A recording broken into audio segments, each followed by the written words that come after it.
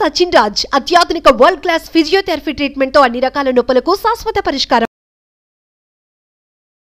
నమస్తే, welcome to Suman TV. నేను విష్ణు. ప్రస్తుతంతో పాటు క్వాలిఫైడ్ పర్సనల్ ఫినాన్స్ ప్రొఫెషనల్ చారి గారు ఉన్నారు. వారితో మాట్లాడదాం.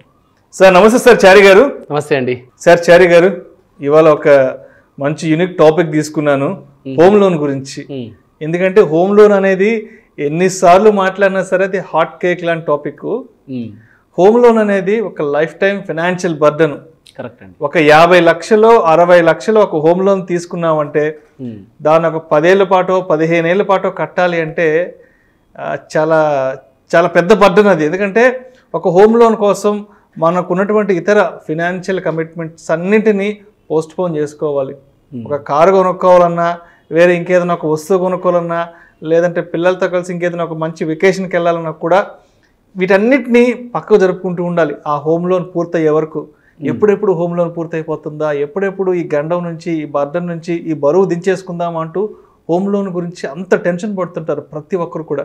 మరి ఈ హోమ్ లోన్ అనేదాన్ని సులువుగా, ఇబ్బంది లేకుండా అసలు ఎలా క్లియర్ చేసుకుంటే, ఎలా ప్లాన్ చేసుకుంటే రిలీఫ్గా ఉండొచ్చు అంటారు? కరెక్ట్ అండి. మీరు మంచి టాపిక్ ఇది. హోమ్ లోన్ గురించి మనం ఆల్రెడీ చేశాము, బట్ ఇంకొంచెం మళ్ళీ డీప్గా కొన్ని పాయింట్స్ మిస్ అయినవి ఇందులో కవర్ చేస్తాను. హోమ్ లోన్ క్లియర్ చేయాలి అనే అంటే థాట్ అనేది మీరు అన్నట్టు సైకలాజికల్ బర్డన్. హోమ్ లోన్ తీసుకోవడము, దాన్ని తొందరగా ఎంత తొందరగా వీలవుతే అంత తొందరగా హోమ్ లోన్ని కంప్లీట్గా క్లోజ్ చేద్దామనేది అందరూ పెట్టుకునే ఒక చిన్న టార్గెట్ అది. ఓకే, సో ఇది సైకలాజికల్ బర్డెన్. మీరు ఏమన్నారు, వేరే గోల్స్ అన్నిటి కూడా డిస్టర్బ్ అవుతున్నాయి దీనివల్ల, వేరే గోల్స్ని మనము ఇది చేసుకుంటున్నామని అనుకున్నారు మీరు. ఓకే, ఒక్కసారి దీన్ని నెంబర్స్లో పెట్టి చూద్దాం. అంటే హోమ్ లోన్ క్లియర్ చేయడం ఎంతవరకు కరెక్ట్, హోమ్ లోన్ క్లియర్ చేయకపోతే మనకి ఎంతవరకు కరెక్ట్ అనేది. ఓకే, ఫర్ ఎగ్జాంపుల్ ఇదంతా అర్థం అవ్వడానికి మనం ఒక 10 year ఒక అమౌంట్స్ని పెట్టుకొని చూద్దాం. సపోజ్ ఒక 50 lakhs home loan 25 years tenure అనుకోండి. ఓకే, సపోజ్ మనకి 7%, 8%, 9% హోమ్ లోన్ రేంజెస్ ఉన్నాయి. నేను ఒక 8% రేంజ్ తీసుకుంటాను. ఓకే, సో నాకు 25 years టెన్యూర్ అంటే 300 months, 50 lakhs home loan.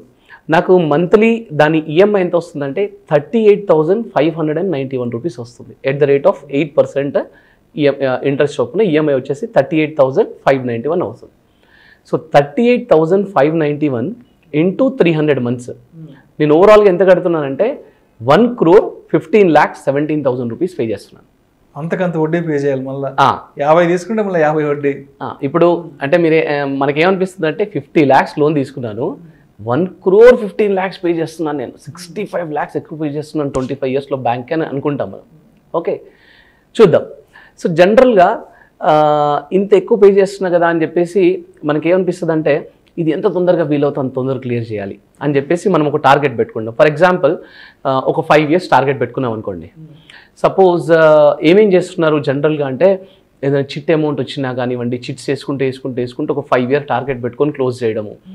So అంటే ఇది క్లోజ్ చేయడానికి పెట్టుకునే టార్గెట్ వల్ల వాళ్ళు మిగతా గోల్స్ అనుకోండి, సాక్రిఫైజెస్, ఇంకా ఎక్కడికైనా వెళ్దామన్నా ఏం లేకుండా ఈ డబ్బులు వచ్చినట్టు తొందరగా. For example wife and husband working ఉన్నారనుకోండి, వైఫ్ శాలరీ తీసుకొచ్చి ఒక అకౌంట్లో పెట్టేసి అది అక్యుములేట్ చేసి తీసి ఒక 5th yearలో ఆ అవుట్ స్టాండింగ్ అమౌంట్ క్రియేట్ అవ్వగానే తీసి బ్యాంక్ కట్టేయడం ఇలా జరుగుతుంది యాక్చువల్గా.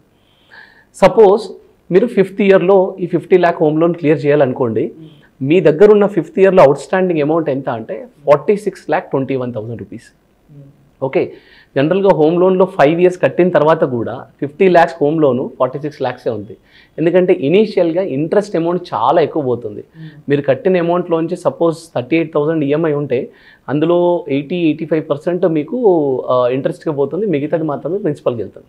సో 5 yearsలో మీరు ఈవెన్ 50 lakhs లోన్కి మీరు 38,000 into 5 years కట్టిన తర్వాత కూడా మీ హోమ్ లోన్ అనేది 46,21,000 అవుట్ స్టాండింగ్ ఉంది. ఇప్పుడు ఈ 46,21,000ని మీరు అక్యుములేట్ చేశారు ఈ 5 yearsలో కష్టపడి, చిట్స్ వేసి అదేసి ఇదేసి అమౌంట్ కూడా పెట్టుకున్నారు, అది తీసి 46 lakhs క్లియర్ చేశారు. హోమ్ లోన్ బర్డెన్ 0 అయిపోయింది. ఒకవేళ ఇది కరెక్టా కాదా అని చెక్ చేసుకోవడానికి మనం ఏం చేస్తున్నామంటే, సపోజ్ ఈ 46,21,000ని బ్యాంక్కి ఇచ్చేసి మనం హోమ్ లోన్ క్లియర్ చేయడం కంటే అదే 46,21,000ని మనం మ్యూచువల్ ఫండ్స్లో కనుక ఇన్వెస్ట్ చేసుకుంటే, ఎందుకంటే మనకి ఇంకా 20 years టైం ఉంది.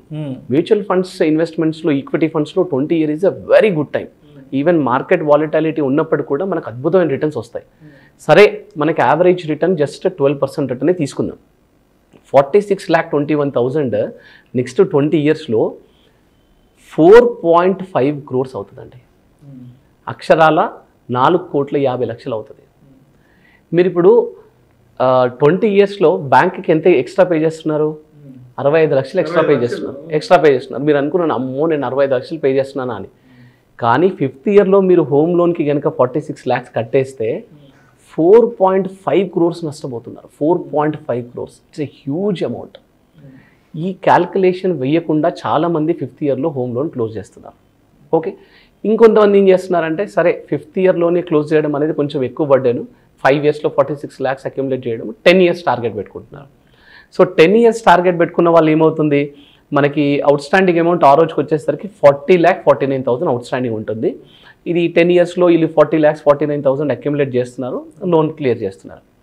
సో అప్పుడు కనుక ఒకవేళ లోన్ క్లియర్ చేయకుండా అదే 40 lakhsని నెక్స్ట్ 15 yearsకి సేమ్ మ్యూచువల్ ఫండ్లో ఇన్వెస్ట్ చేసుకుంటే సేమ్ 12% చొప్పున 2 crores 12 lakhs అవుతుంది అన్నమాట అది.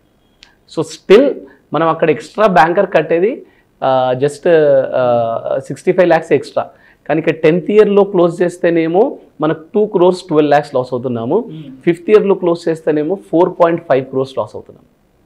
ఓకే, సో హోమ్ లోన్ అనేది ఇంకోటి 10th yearలో క్లియర్ చేసేది మాత్రం చాలా ఇంకా బ్లండర్ మిస్టేక్ అండి. ఎందుకంటే 10 yearsలో దాదాపు మనం ఇంట్రెస్ట్ పోర్షన్ అంతా దాదాపు క్లియర్ చేసి ఉంటాం. సో 10th yearలో మనం హోమ్ లోన్కి కట్టడం అనేది అంటే మోర్ దెన్ 60%, 70% మనకు ఓన్లీ ప్రిన్సిపలే ఉంటుంది. సో ఇంట్రెస్ట్ అంతా పోయిన తర్వాత ప్రిన్సిపల్ని మనం డైరెక్ట్గా లంసం పెట్టి క్లియర్ చేయడంలో there is no point at all.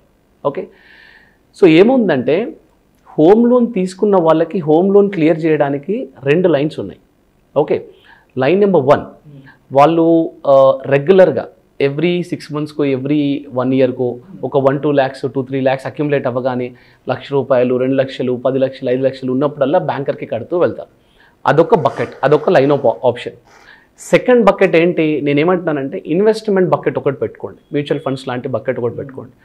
మీకు 5th yearలో వీలవుతే 5th year వరకు, 10th yearలో వీలవుతే 10th year వరకు మీరు బ్యాంక్కి కడదామనుకున్న ప్రతి ₹1 తీసి ఇక్కడ ఇన్వెస్ట్ చేసుకుంటూ వెళ్ళండి. ఓకే, మరీ అగ్రెసివ్ కాదు, మరీ కన్జర్వేటివ్ కాదు, మీడియం రేంజ్ ఆఫ్ ఫండ్స్లోనే, కన్జర్వేటివ్ ఫండ్స్లోనే ఇన్వెస్ట్ చేసుకుంటూ వెళ్ళండి. 5th or 6th yearలో సపోజ్ మీ అవుట్ స్టాండింగ్ అమౌంట్ ఇక్కడ అక్యుములేట్ అయింది అనుకోండి, ఫస్ట్ ఆఫ్ ఆల్ మీ సైకలాజికల్ బర్డెన్ అనేది డౌన్ అవుతుంది. నాకు 50 లక్షల లోన్ ఉంది, 50 లక్షల లోన్ ఉంది, నాకేమైనా అన్ఫార్చునేట్గా నాకేమైనా జరిగితే ఇదంతా ఫ్యామిలీ మీద బర్డెన్ అవుతుంది అనే అనే అనే ఆ ఫీలింగ్ అనేది తగ్గుతుంది. ఓకే, సో సెకండ్ లైన్ని నేను స్ట్రాంగ్గా రికమెండ్ చేస్తాను. ఓకే, ఎందుకు స్ట్రాంగ్గా రికమెండ్ చేస్తాను, what is the reason behind this is, suppose మీరు హోమ్ లోన్ మీ దగ్గర అక్యుములేట్ చేసుకున్న 50 lakhs తీసి హోమ్ లోన్ కట్టేశారు. సడన్గా 6th year 7th year మీకు ఏదో ఒక 5 లక్షలు 10 లక్షలు చాలా అర్జెంట్ రిక్వైర్మెంట్ ఉంది. సో మీరు కట్టేస్తారు, మీ మనీ పోయింది, హోమ్ లోన్ క్లియర్ అయిపోయింది. కానీ మళ్ళీ ఆ మనీ గురించి మీరు ఎక్కడో వేరే వాళ్ళ దగ్గర హ్యాండ్ లోన్ తీసుకోవడం లేదా పర్సనల్ లోన్ తీసుకోవడం జరుగుతుంది. కానీ నేను చెప్పిన second line of investment bucket ఉంది కదా, అందులో కనుక మీ అమౌంట్ ఉందనుకోండి, ఆ 45 lakhs 50 lakhs, అది గ్రోత్ కూడా ఇస్తుంది. సడన్గా ఎప్పుడైనా ఎమర్జెన్సీ, ఒక 2 లక్షల ఎమర్జెన్సీ అనుకోండి, లేదా 10 లక్షల ఎమర్జెన్సీ, 5 లక్షల ఎమర్జెన్సీ, ఆ బకెట్లోంచి మనం వాడుకొని మళ్ళీ అందులో వేసుకునే ఆప్షన్ ఉంటుంది. So second line investment bucket అనేది చాలా చాలా ఇంపార్టెంట్. ఓకే, ఇప్పుడు గుడ్ లయబిలిటీస్, బ్యాడ్ లయబిలిటీస్ అని 2 ఉంటాయి. గుడ్ లయబిలిటీస్, బ్యాడ్ లయబిలిటీస్ అంటే ఏంటంటే, ఒక బ్యాడ్ లయబిలిటీ, సపోజ్ మీరు ఎవరి దగ్గరనైనా వడ్డీకి డబ్బులు తీసుకున్నారు, 1%, 2%కో వడ్డీకి, రూపాయికో 2 రూపాయలకో వడ్డీ తీసుకున్నారు, that is a bad liability. అది మీ దగ్గర నుంచి 24% వెళ్తుంది ఎవ్రీ ఇయర్. ఓకే, అండ్ ఏదైనా క్రెడిట్ కార్డ్ లోన్ లాంటివి తీసుకున్నారు, క్రెడిట్ కార్డ్ వాడి టైంకి కట్టడం అలాంటివి చేశారనుకోండి, that is a bad liability. The loan which is taking more than 10% from you is a bad liability. ఏదైతే టెన్యూర్ ఎక్కువ ఉంటుందో, మనకి ఇంట్రెస్ట్ రేట్ తక్కువ ఉంటుందో, బిలో 10% ఉంటుందో, that is a good liability యాక్చువల్గా. ఓకే, చాలామంది ఏమనుకుంటున్నారంటే లయబిలిటీ మీద కాన్సన్ట్రేట్ చేస్తారు.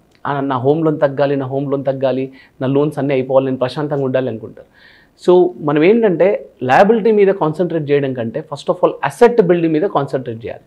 సో ఇది మీకు క్లియర్గా అర్థం అవ్వాలి అంటే, సపోజ్ మనకి అంబానీ ఇండియాలో one of the richest person in the India. Okay, ఇప్పుడు ఆయనకి చాలా చాలా పెద్ద పెద్ద ఆస్తులు ఉన్నాయి. అంటే ఆయనకి లోన్స్ ఏం లేవంటారా, లయబిలిటీస్ ఏం లేవంటారా? ఉంటాయి కదా. అప్పులు లేకుండా కంపెనీలను ఎవరు నడపలేరు, తెచ్చి నడపగలుగుతారు. మరి అట్లాంటప్పుడు వాళ్ళు అప్పులు ఎందుకు తెస్తున్నారు? What is the reason behind this? ఎందుకంటే వాళ్ళ అప్పులు తక్కువ ఇంట్రెస్ట్ తీసుకొని వాళ్ళ అప్పులతో వచ్చిన మనీని అసెట్స్లో పెట్టి వాటిని గ్రో చేస్తున్నారు అన్నమాట. Okay, it's a game between assets and liabilities. Liability మీద పెట్టే ఫోకస్ కనుక మీరు అసెట్ మీద పెట్టారనుకోండి, ఒకటి మీ సైకలాజికల్ బర్డెన్ అనేది తగ్గుతుంది. రెండవది మీరు అన్నారే మా అదర్ గోల్స్, పిల్లల చదువులు, మా రిటైర్మెంట్, మీరు ఇప్పుడు ఆ 45 lakhs 50 lakhsని తీసి కరెక్ట్గా ఇన్వెస్ట్ చేస్తారనుకోండి, మీకు నెక్స్ట్ 20 yearsలో 4.5 crore అయిపోయింది. పిల్లలు చదువులు అయిపోయినాయి, మీ రిటైర్మెంట్ అయిపోయింది. అదే మీరు హోమ్ లోన్ క్లియర్ చేస్తారనుకోండి, హోమ్ లోన్కి వెళ్తున్న సేమ్ 38,000 40,000ని మళ్ళీ ఇన్వెస్ట్ చేస్తారా లేనది పెద్ద క్వశ్చన్. సో అందుకని హోమ్ లోన్ క్లియరెన్స్ మీద పెట్టే కాన్సన్ట్రేషన్ ఎలా పెట్టాలి అంటే, ఈ సెకండ్ బకెట్ ఇన్వెస్ట్మెంట్ బకెట్ మీద మనము ఆప్షన్ పెట్టుకొని దాన్ని మనం కాన్సన్ట్రేటెడ్గా, మీరు ఎంత సీరియస్గా మీరు బ్యాంక్ కడదాం అనుకున్న డబ్బులు ఉన్నాయో వాటిని ఇక్కడ ఇన్వెస్ట్ చేసుకుంటూ వస్తే కనుక మీకు అది అద్భుతమైన ఆప్షన్ అండి యాక్చువల్గా. అంటే ఇది ప్రాక్టికల్గా ఫాలో అవుతున్నారు, they are very satisfied who are following this. So నేను ఏమంటున్నానంటే, లయబిలిటీ మీద ఫోకస్ చేయడం కంటే, లయబిలిటీని క్లోజ్ చేద్దామనే దాని మీద ఫోకస్ కంటే, దాన్ని అసెట్ మీద ఫోకస్ చేశారనుకోండి, అద్భుతమైన ఫలితాలు ఉంటాయండి. మీరు డైరెక్ట్గా మీరు ఇన్ఫ్యాక్ట్ మీ వీడియోలోని థంబ్నెయిల్ కూడా వేసుకోవచ్చు, 50 lakhs హోమ్ లోన్ క్లియర్ చేస్తున్నారా, 4.5 crores నష్టపోతున్నారు, ఒక్కసారి చూడండి అని. సో ఖచ్చితంగా ఎవరైతే వీడియో క్లియర్గా చూసి వాళ్ళు అనాలిసిస్ చేస్తారో, second line of bucket asset bucket అనేది పెట్టుకోవడం చాలా చాలా ఇంపార్టెంట్ అండి. సో హోమ్ లోన్ క్లియరెన్స్ కంటే ఇన్వెస్ట్మెంట్ అసెట్ మీద కాన్సన్ట్రేట్ చేయడం చాలా important. Thank you so much Chari గారు. హోమ్ లోన్ని చాలా సింపుల్ వేలో క్లియర్ చేసుకోవడానికి ఎటువంటి అదర్ ఇన్వెస్ట్మెంట్ ఆప్షన్స్ ఉన్నాయి అనే దాని గురించి చాలా చక్కగా తెలియజేశారు. Thank you so much sir. Thanks అండి, నమస్తే. ప్రేక్షకులకు విజ్ఞప్తి, ఈ వీడియోలో ప్రస్తావించబడిన అంశాలు కేవలం ప్రేక్షకులకు అవగాహన కొరకు, ఇన్ఫర్మేషన్ కొరకు, ఎడ్యుకేషన్ పర్పస్ కొరకు మాత్రమే వీటి గురించి ప్రస్తావించడం అనేది. ఇది మా రికమెండేషన్ అయితే కాదు. పెట్టుబడులు పెట్టే ముందు మీ ఫినాన్స్ ప్రొఫెషనల్ని సంప్రదించి మాత్రమే తుది నిర్ణయం తీసుకోగలరని మా మనవి.